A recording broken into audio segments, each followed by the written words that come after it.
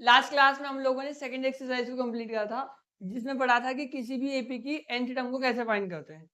और आज की क्लास में हम लोग पढ़ेंगे किस तरीके से n टर्म का सम फाइंड करते हैं ना, finding sum of n term of an AP.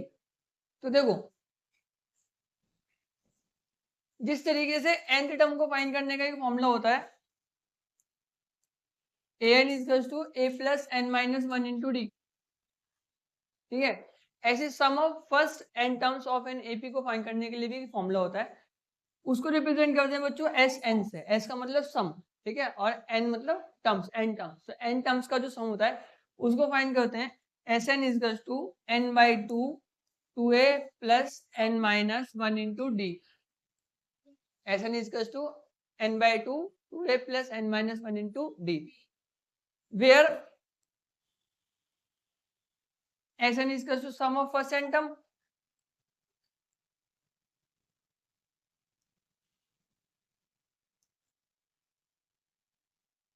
First n terms का सम। एन है बेटा नंबर ऑफ टर्म्स,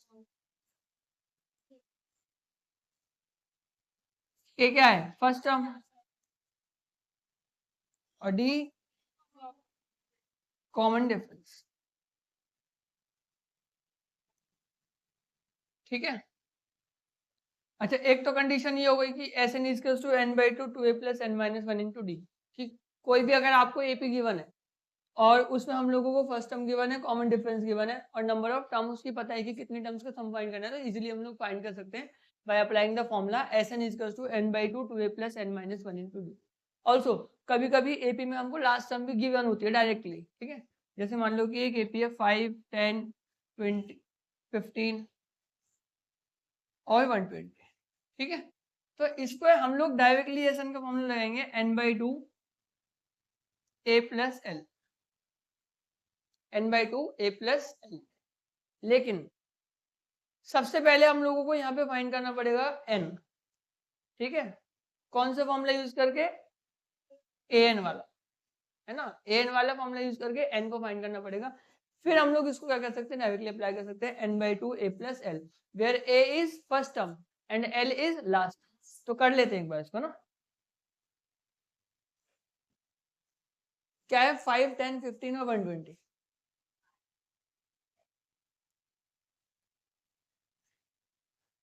इनका हम लोगों को सम फाइंड करना है। तो ए क्या है बेटा 5, B 5, A N 120। A N जो होता है वो हमारा एल भी होता है ना। देखो पहले हाथ से हम लोग एन फाइंड करेंगे। A N is to A plus N minus one into D होता है। अच्छा ए एन की वैल्यू 120 है, प्लस में तो जाके माइनस का हो जाएगा n minus one into five. आया, ठीक है, तो जाएगा 115 upon 5 is to n minus one. 5 2 10, 5 3 15। तो एन की वैल्यू कितनी हो जाएगी बेटा 24। अब हम लोग सिंपली एस एन फाइंड कर सकते हैं। तो s N is to N by two A plus l. ठीक है, एन कितना है 24 है, एन कितना है 24, 24 अपॉन टू, और ए क्या है 5, एल कितना है 120। ठीक है भाई, समझ में आ गया। तो ये हो जाएगा आपका 125। 12 5 जा 60, 12 2 जा 24 और 12 1 जा 12, तो कितना आ जाएगा 1500। ठीक है, तो एस एन को हम लोग दो तरीके से फाइंड कर सकते हैं। S N is to N by two two A plus N minus one into D, और S N is to N by two A plus L.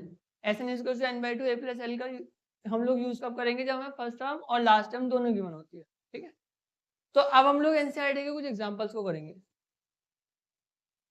देखो first example, find the sum of first 22 terms of AP 8, 3 and -2। तो AP क्या given है आपको 8, 3 और -2। अच्छा 8, 3 और -2 में ए क्या है, मतलब फर्स्ट टर्म क्या है 8, कॉमन डिफरेंस क्या है इसका -5, 3 माइनस 8 मतलब -5। एन कितना है 22। क्या फाइंड करना है एस एन, एस एन हमको फाइंड करना। ठीक है, ठीक, एस एन इज टू, हाँ n by two two A plus N minus one into D होता है। ठीक है, एन की वैल्यू कितनी 22, बाई 2, 2 8 या 16 प्लस 22 में से 1 को माइनस करेंगे 21 आएगा, 21 इंटू -5, ठीक है। 2 से कटेगा 11 टाइम में, ये हो गया 11, 16 माइनस 105, ठीक है। 11 इसको माइनस करेंगे माइनस 89, ठीक है। माइनस का क्या आ जाएगा 89, समझ में आया? नहीं आया? आ गया, सबको आ गया, ठीक है। अच्छा 11 से 89 को मल्टीप्लाई करेंगे तो माइनस का 979, ठीक है।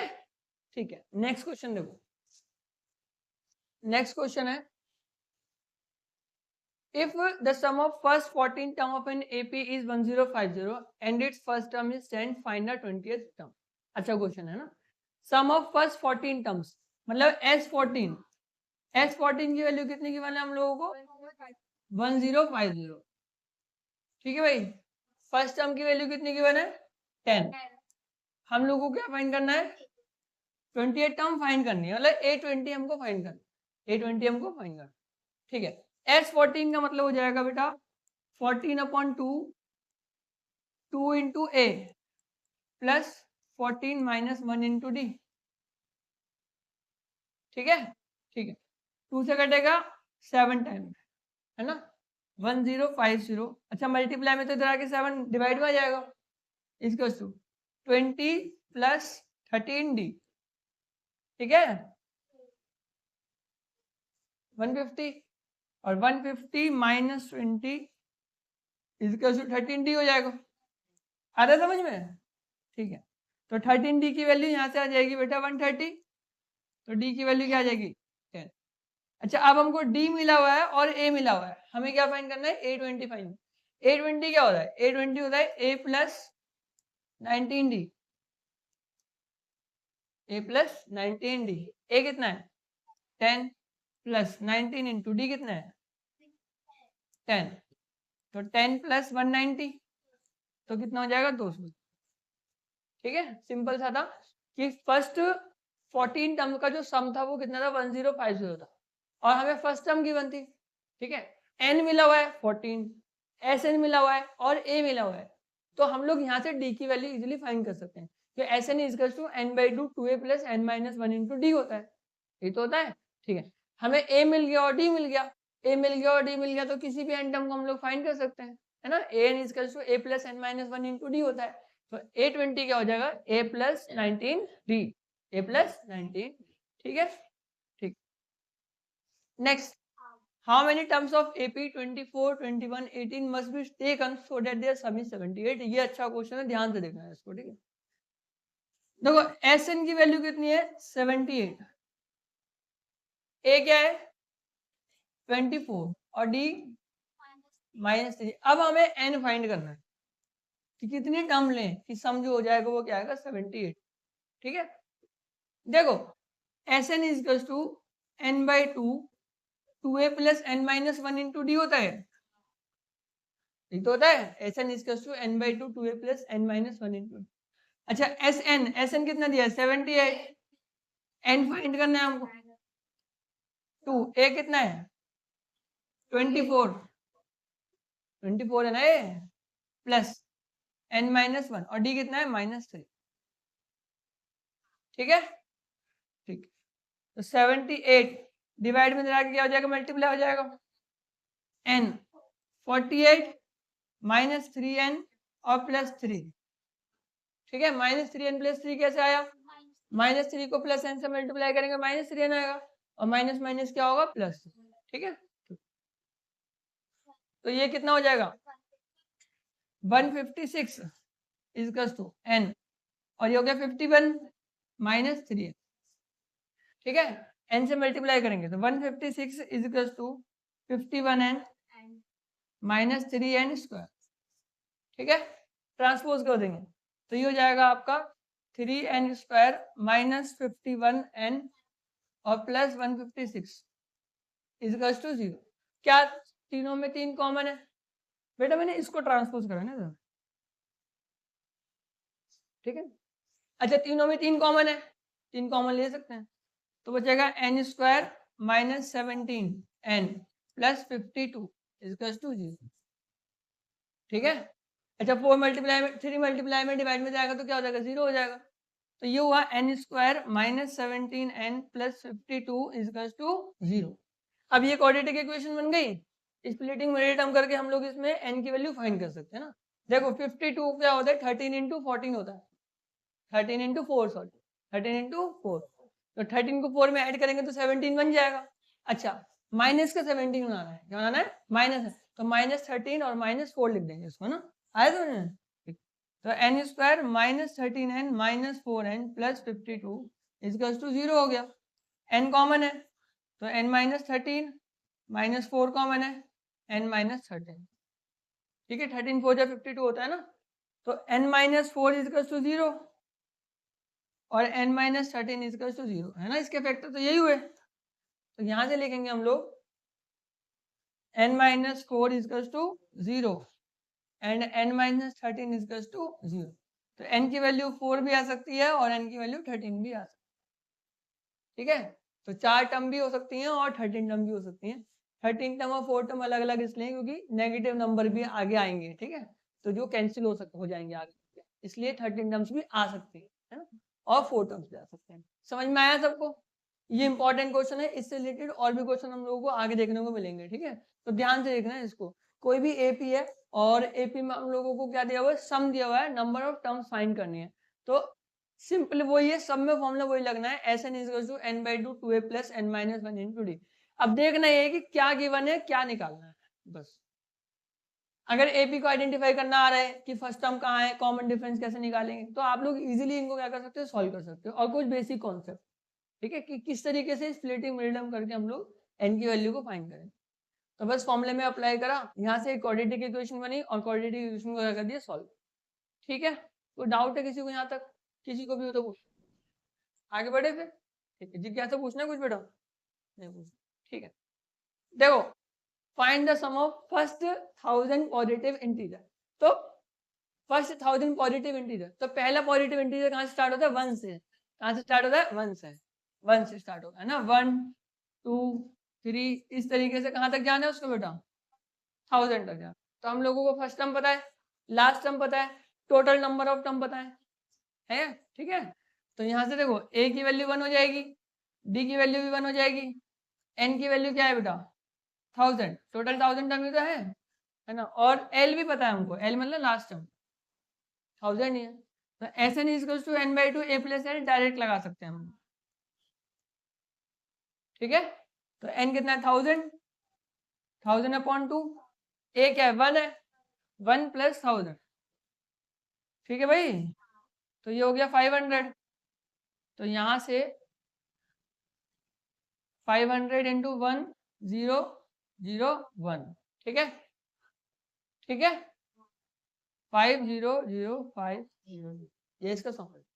अच्छा इसका एक और पार्ट है फर्स्ट n पॉजिटिव इंटीजर। अभी हम लोगों को ये नहीं पता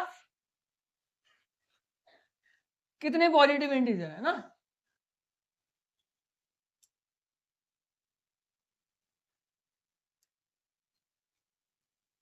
फर्स्ट n पॉजिटिव इंटीजर का मतलब 1 2 3 इस तरीके से n तक जाना है। फॉर्मूला वही है s n equals to N by two A plus n. अभी हमको नंबर ऑफ टर्म पता ही नहीं तो n से रिप्रेजेंट करेंगे उसे n बाई टू। ए क्या है फर्स्ट मतलब ए क्या 1 ही है। ठीक है तो sum of first n positive integer जो होगा वो क्या होगा n n plus 1 by 2, n n plus 1 by 2। आगे समझ में ठीक इजी था ना ये तो। चलो नेक्स्ट देखो find the sum of first 24 term of the list of numbers whose nth term is given by an is equals to 3 plus 2n। ये भी इंपॉर्टेंट क्वेश्चन है, ये इस तरीके के क्वेश्चन एग्जाम में देखने को मिलते हैं। ठीक है तो an को हम लोगों को दिया हुआ है 3 plus 2n की फॉर्म में। an किसकी फॉर्म में 3 plus 2n की फॉर्म में an जो है वो 3 plus 2n की फॉर्म। तो यहाँ से बेटा हम लोग फर्स्ट टर्म फाइंड कर सकते हैं, n को रिप्लेस करेंगे 1 से। तो n को अगर मैं 1 से रिप्लेस करता हूँ तो 3 इंटू 3 प्लस 2 इंटू 1, तो 2 इंटू 1 क्या हो जाएगा 2 हो जाएगा। 2 को 3 से मल्टीप्लाई करेंगे क्या आएगा, 2 को 3 से प्लस करेंगे क्या आएगा 5 आएगा। तो A1 क्या हो गया 5 हो गया। क्या मैं A2 भी निकाल सकता हूँ? निकाल सकता हूँ। तो A2 जो हो जाएगा 3 + 2 × 2 2 2 जा 4 4 + 3 कितना हो गया 7। अच्छा किसी एपी की मेरे को फर्स्ट टर्म और सेकंड टर्म मिल गई, किसी एपी की फर्स्ट टर्म और सेकंड टर्म मिल गई तो क्या मैं कॉमन डिफरेंस फाइंड कर सकता हूँ? कर सकता हूँ, क्योंकि D = A2 - A1 होता है। D = क्या होता है? A2 - A1। अच्छा A2 की वैल्यू क्या है 7 और A1 की वैल्यू क्या है 5, तो D की वैल्यू क्या हो जाएगी 2। आ गया? ठीक है। S24 फाइंड करना है, तो 24/2 2A + 24 - 1 × D। ठीक है जी, है आ रहा है? ठीक है, 2 से 12 बार में कट जाएगा 12। A की वैल्यू कितनी है 5 2 × 10 23 × 2। ठीक है, तो 12, ये 10 + 46 हो गया, तो 12 × 56, तो इसको मल्टीप्लाई करेंगे 12 6 × 72 12 5 × 60, तो 672 हो जाएगा। ठीक है, समझ में आया? सौरभ आ गया? ठीक, और किसी को पूछना है तो पूछ लो। Priyanka good.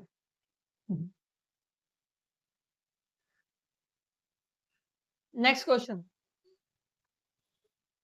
a manufacturer of TV set produces 600 set in the third year।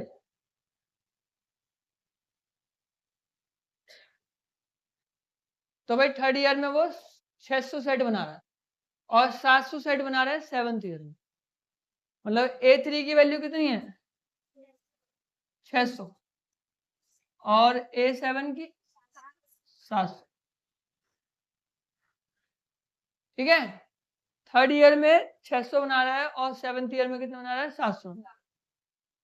तो हम लोगों को फाइन करना, और ये यूनिफॉर्मली इंक्रीज कर रहा है हर महीने, हर साल इंक्रीज कर रहा है यूनिफॉर्मली, मतलब डिफरेंस दोनों क्या है सेम है, हर साल डिफरेंस सेम है, तो क्या बनाएगा एपी बनाएगा। देखो फर्स्ट पार्ट क्या है, the production in the first year, production in the first year मतलब A1 की वैल्यू फाइंड करनी है, A की वैल्यू फाइंड करनी है। The production in the 10th year, A की वैल्यू हो जाएगी तो हम लोग D की भी निकाल सकते हैं। ठीक है, या D और A की मिल जाएगी तो फिर अगला वाला हम लोग A10 निकालें। और फिर थर्ड पार्ट में क्या है, the total production in first 7 year, तो 7 सालों में कितना प्रोडक्शन हुआ टोटल, टोटल मतलब इसमें क्या करेंगे सम फाइंड करेंगे। ठीक है, तो पहले देखो A3 का मतलब क्या होता है A + 2D होता है, A + 2D की वैल्यू 600 है। A7 का मतलब क्या होता है A + 6D, और A + 6D की वैल्यू कितनी है 700, माइनस माइनस माइनस। ठीक है, तो हो जाएगा माइनस का 4D = माइनस का 100, माइनस से माइनस कटेगा 4 से कटेगा 25 बार, तो D की वैल्यू क्या आ जाएगी 25। ठीक है, ठीक है। अच्छा D की आगे तो A की भी निकल जाएगी, तो A + 2 × 25 कितना हो गया 50, तो यहाँ से A की वैल्यू क्या हो जाएगी बेटा 600 - 50 दैट इज इक्वल टू 550, तो A की वैल्यू क्या हो गई 550। फर्स्ट पार्ट हो गया। ठीक, सेकंड पार्ट में हम लोग को A10 फाइंड करना है। A10 का मतलब क्या होता है, A10 का मतलब होता है A + 9D। A10 का मतलब क्या होता है A + 9D। अच्छा A की कितनी वैल्यू 550, 9 × 25, 9 × 25 225 होगा, 225, तो ये हो जाएगा आपका 775। ठीक है, तो 10th ईयर में वो कितने बनाएगा 775 टीवी में। अब बोला कि टोटल 7 सालों में टोटल कितना प्रोडक्शन हुआ, मतलब हम लोगों को क्या फाइंड करना है S7 की वैल्यू फाइंड करनी है। क्या फाइंड करना है S7, तो देखो S7 कैसे फाइंड,